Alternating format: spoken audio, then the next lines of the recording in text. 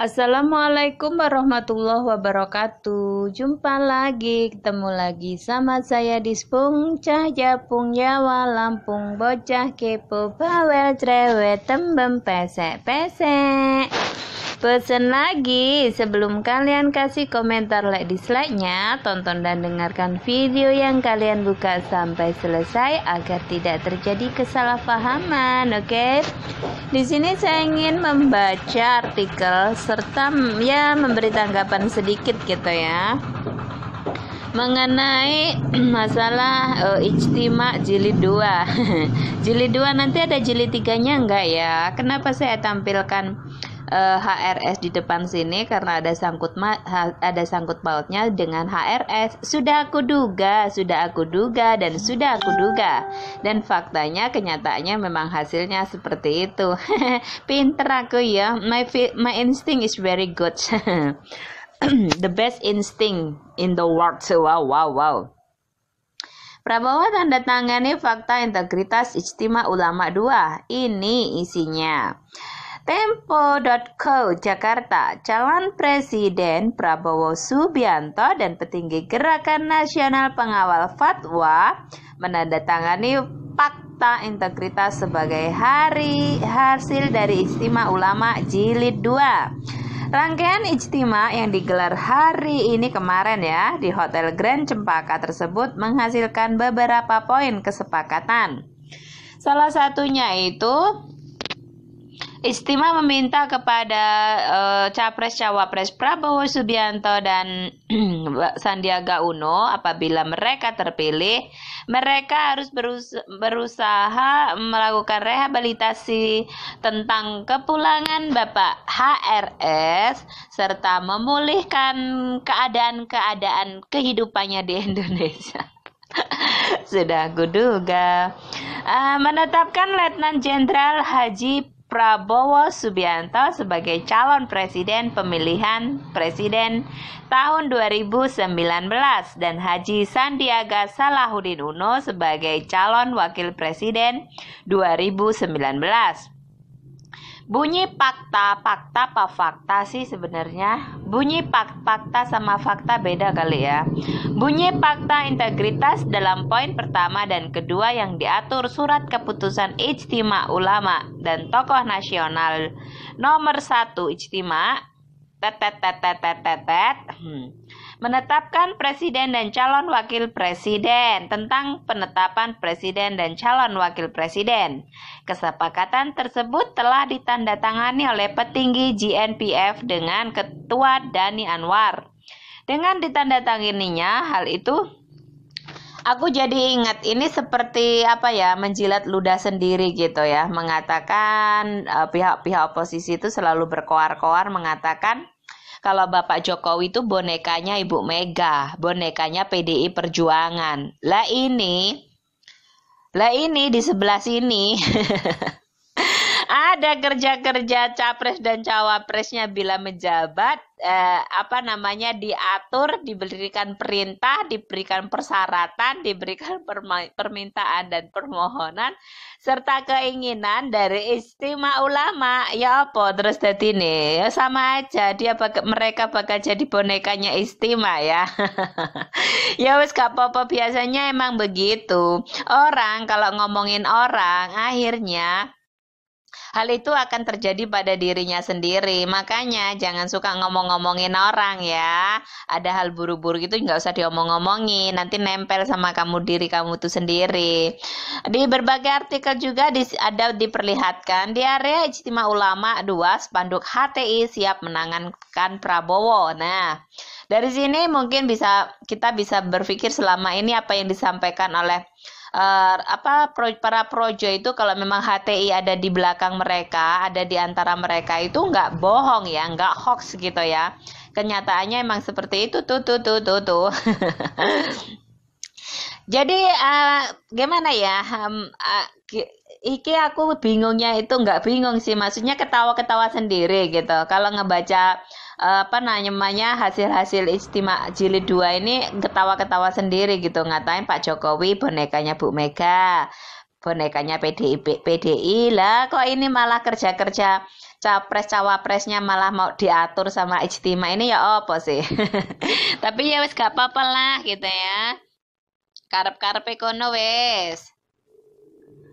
Adapun Prabowo yang berada di tengah pertemuan akbar tersebut menandatangani fakta integritas yang diatur dalam surat keputusan Ijtima Ulama dan Tokoh Nasional. Fakta integritas calon presiden dan wakil presiden sesuai dengan surat itu. Prabowo dan Sandi berhak menyatakan kesanggupannya bila keduanya terpilih menjadi presiden. Siap juga menjadi bonekanya ya, menjadi bonekanya Ijtima, menjadi apa lengarani ya, kalau ngomongin Pak Jokowi itu boneka, terus apa sih, wis podo ae lah ya. Di antaranya Prabowo dan Sandiaga diminta sanggup berpihak pada kepentingan rakyat, menjaga nilai-nilai religius, memperhatikan kepentingan umat beragama, lalu menjaga dan mengelola ukhuwah Islamiyah, menjaga kekayaan alam nasional, dan menjaga keutuhan NKRI. Selanjutnya, pasangan Capres-Cawapres diminta mendukung kemerdekaan Palestina. Ya, mungkin dikira pemerintahan Bapak Jokowi ini, Bapak Jokowi juga mendukung ya kemerdekaan Palestina ya. Tapi ya tetap pokoknya itu intinya namanya juga oposisi. Oposisi itu namanya oposisi itu kan lawan ya, ataupun sebelah gitu. Jadi nggak akan pernah pro sama pemerintah petahana, itu nggak akan pernah pro. Sebaik apapun kebenaran apapun yang dilakukan oleh pihak petahana itu nggak akan ada benernya bagi mereka. Orang memang tujuannya untuk mencari-cari kesalahannya, untuk mengatakan hal-hal buruk tentang lawannya gitu ya. Namanya dia itu sebagai penyerang gitu loh, dia itu sebagai penyerang petahana gitu. Jadi buat masyarakat itu ya harus pandai-pandai sendirilah ya, cerdas-cerdaslah kalian, jangan mudah terhasut, jangan mudah teradu domba, jangan mudah terprovokasi. Kalau ada berita carilah kebenarannya, terus jangan hanya dengar oh ya begitu-begitu. Selanjutnya, pasangan capres diminta mendukung kemerdekaan Palestina, menjaga NKRI dari ancaman komunis, menjaga agama yang diakui pemerintah, menjamin hak bersertifikat, menjamin kehidupan yang layak, menyediakan alokasi anggaran dan untuk kesehatan. Mungkin yang diberikan Bapak Jokowi masih kurang kali ya. Bila terpilih nanti, Prabowo Sandiaga juga diwajibkan menggunakan hak konstitusionalnya sebagai presiden dan wakil presiden untuk menjamin kepulangan Rizik Syihab. Bener kan? Memang itu kemauannya. Kenapa Bapak Rizik Syihab mendukung Bapak Prabowo Subianto? Aku sih udah berpikir dari dulu-dulu kalau hal itu memang kepentingannya. Kewajiban itu tertuang dalam poin ke-16 Fakta Integritas dan isinya sebagai berikut. Siap menggunakan hak konstitusional dan atributif yang melekat pada jabatan presiden untuk melakukan proses kepulangan, untuk melakukan proses rehabilitas, menjamin kepulangan, serta memulihkan hak-hak Habib Rizik Syihab sebagai warga negara Indonesia, serta memberikan keadilan bagi para ulama, aktivis 411, 212, dan 313 yang pernah atau sedang mengalami proses kriminalisasi melalui tuduhan tindakan makar yang pernah disangkakan. Fakta integritas itu telah ditandatangani langsung oleh Prabowo Subianto, Ketua Umum Partai PAN Zulkifli Hasan, dan Ketua GNPF Ulama Yusuf Muhammad Martak. Hadir pula Wakil Ketua Partai Gerindra Fadlijon dan Buniyani. Aku sih nggak heran ya kalau keinginannya seperti itu. Terus nanti kalau Bapak Jokowi yang jadi presiden lagi nggak pulang dong, nggak berani pulang dong, nggak mau pulang dong, nggak bisa pulang dong. Hadapilah kenyataan dengan berani dong. Kalau memang merasa sebagai warga negara Republik Indonesia, kenapa nggak berani pulang? Kan negara-negaranya sendiri. Kalau memang terjerat kasus atau apa, hadapi dengan berani.